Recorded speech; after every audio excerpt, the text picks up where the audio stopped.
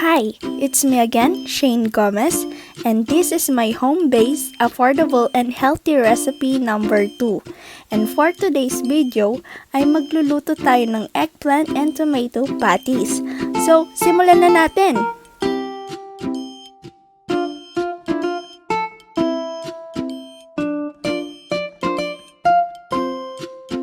Here are the ingredients. Kailangan natin ng tomato, eggplant, egg, flour, oil, garlic, onion, salt, and pepper. So, ang unang ginawa ko ay pinakuluan ko muna itong mga talong at pagkatapos ay hiwa-hiwain na natin.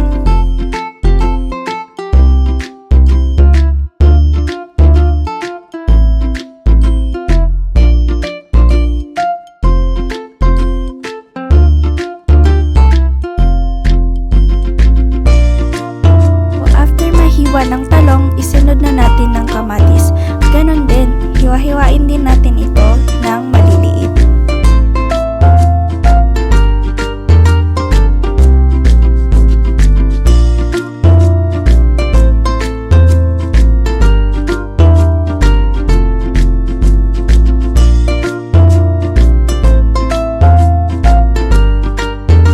After mahiwa ng kamatis, talong, bawang, sibuyas, ay paghalo-haluin na natin ito.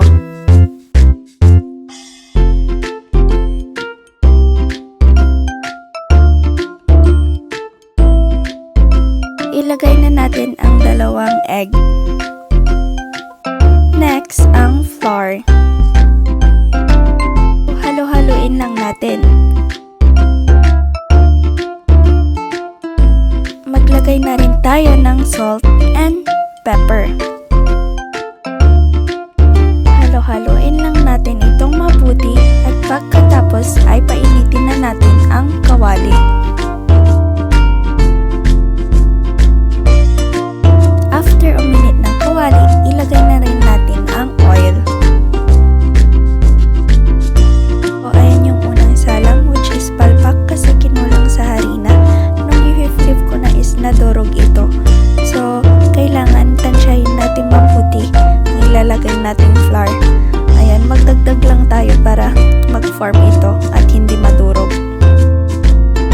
So, ayan, hinaan lang din natin ang apoy para hindi siya masunog at maluto itong mabuti.